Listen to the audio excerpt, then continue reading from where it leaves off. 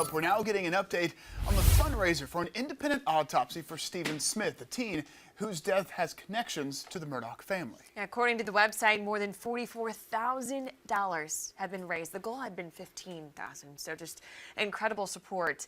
Sandy Smith is Stephen's mom. She launched this fundraiser for a new independent autopsy last week. Smith was found dead in July of 2015 on a road, in the middle of a road in Hampton County. Multiple people who were interviewed during that investigation mentioned the Murdaugh name. However, the cause and circumstances of that death have been up for debate ever since.